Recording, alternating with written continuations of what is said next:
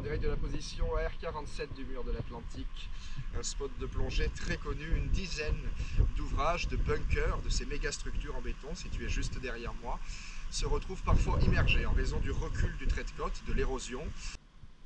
Nous sommes au niveau de l'entrée, d'une des entrées pour être plus précis, de ce bunker 621 qui est un abri pour un groupe de combat.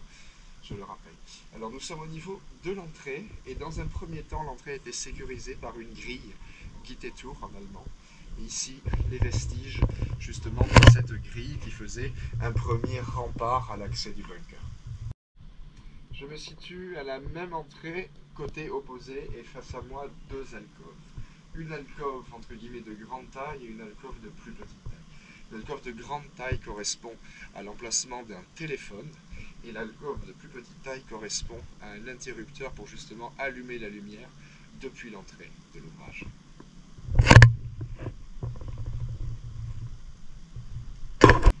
La seconde entrée de ce régalbas au 621. Alors bien sûr protégée rigoureusement de la même façon.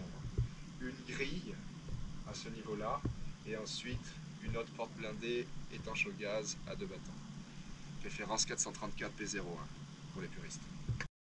Je vais vous présenter cette troisième entrée qui ne correspond pas à une entrée pour pénétrer à proprement parler à l'intérieur du bunker. Il s'agit tout simplement de l'entrée d'un tobruk. Alors un tobruk, c'est la plus petite construction que nous pouvons rencontrer sur le mur de l'Atlantique. Il peut être soit individuel, soit attenant à un ouvrage.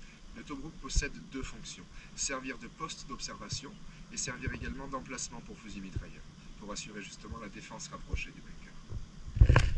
Est-ce qu'il y a assez de boîtiers, Chloé? Ah, ça c'est lourd.